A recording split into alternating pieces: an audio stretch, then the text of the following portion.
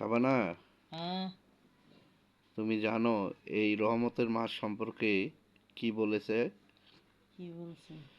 এই মাহে রমজান উপলক্ষে আমাদের অনুরোধ অনুসারে সহিত হাদিস তুলে ধরেছে। এগুলো রমজান মাসে রোজা ফজিলত গুরুত্বতম একটি বিশেষ মর্যাদা সম্পর্কিত। হাদিসগুলো সহিহ বুখারী ও মুসলিম থেকে নেওয়া, যা সবচেয়ে নির্ভরযোগ্য। আমিন। এক নম্বরে কি জানো? ইস। হজরত আবু হুরায়রা রহমতুল্লাহ থেকে বর্ণিত, রাসূল সাল্লাল্লাহু আলাইহি সাল্লাম বলেছেন, রমজান মাস শুরু হলে জান্নাতের দরজাসমূহ খুলে দেওয়া হয়, জাহান্নামের রমজান মাস শুরু হলে জান্নাতের দরজাসমূহ খুলে দেওয়া হয়, জাহান্নামের দরজাসমূহ বন্ধ করে দেওয়া হয় আমিন। এবং শয়তানের শিকল পরিয়ে দেওয়া হয়। আমিন। এটা হচ্ছে সহিহ বুখারী 1899, সহিহ মুসলিম। এক নম্বরে হচ্ছে একই বর্ণনাকারী থেকে হাদিস কুদসিতে আল্লাহ তাআলা বলেন, আদম সন্তানের প্রত্যেক আমল তার নিজের জন্য রোজাদার ব্যতীত কারণ রোজা আমার জন্য এক, আমি নিজেই তার প্রতিদান দেবে। রোজা ডালস্বরূপ তোমাদের কেউ যেন সিয়াম পালনের দিন অশ্লীলতায় লিপ্ত না হয় এবং ঝগড়া বিবাদ না করে।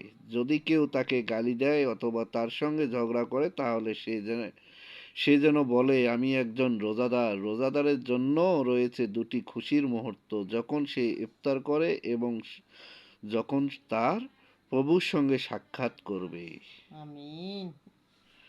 বুঝছো? কত কিছু কি সহিহ বলে বুখারী না তুমি গো। 3 নম্বরে বলা হয়েছে, হজরত আবু হুরায়রা রহমতুল্লাহ থেকে বর্ণিত, রাসূল সাল্লাল্লাহু আলাইহি সাল্লাম বলেছেন, যে ব্যক্তি ঈমানের সাথে এবং সওয়াবের সাথে আশায় রমজান মাসে সিয়াম পালন করে, তার পূর্ববর্তী ও পরবর্তী গুনাহসমূহ মাফ করে দেওয়া হবে। আমিন। সহিহ বুখারী 38, সহিহ মুসলিম 760। 4 নম্বরে বলা হয়েছে, হজরত শাহুল ইমান রহমতুল্লাহ থেকে বর্ণিত, নবী সাল্লাল্লাহু আলাইহি সাল্লাম বলেছেন, জান্নাতের একটি দরজা আছে যার নাম রায়্যান। কিয়ামতের দিন রোজাদারগণ এই দরজা দিয়ে প্রবেশ করবে, তাদের ছাড়া আর কেউ দরজা দিয়ে প্রবেশ করবে না। যখন সে রোজাদার প্রবেশ করবে, তখন দরজা বন্ধ করে দেওয়া হবে। শহীদ আমিন। বুখারী 1896। 5 নম্বরে বলা হয়েছে, হজরত আবু হুরায়রা থেকে বর্ণিত, রাসূল সাল্লাল্লাহু আলাইহি সাল্লাম বলেছেন, রোজাদারের মুখের গন্ধ আল্লাহর কাছে মিশকের চেয়েও সুগন্ধময়। সুবহানাল্লাহ। সুবহানাল্লাহ। এই হাদিসগুলো রমজান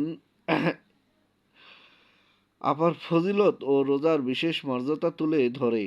এই মাসে রোজা রাখার পাশাপাশি কোরআন তেলাওয়াত, তারাবি সহ দোয়া, সদকা ও গুনাহ থেকে বিরত থাকার চেষ্টা করুন। আল্লাহ আমাদের সবাইকে পূর্ব ইবাদতের তাফসীর দান করুন এবং এই বরকত আমাদের জীবনের কবুল করুন।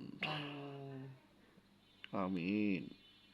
তো আমরা সবাইগুলো এইসব পালন করব, ইনশাল্লাহ তুমি ইনশাল্লাহ ইনশাল্লাহ। এত বেশি কোন থেকে হয়েছে গো? বুঝছো? হ্যাঁ, আরে বুঝি তো, সব কিছু তো জানি, একটু একটু করি তো জানি, জানো করি না তো। তাই। ঠিক আছে, তা যদি কথাগুলো ভালো লাগে, অবশ্যই অবশ্যই ভিডিওটা শেয়ার করবেন, শেয়ার করে দিবেন, একটা আমাকে লাইক লাইক দিবেন। কমেন্ট ফলো করে পাশে থাকবেন। সবার কাছে অনুরোধ থাকলো।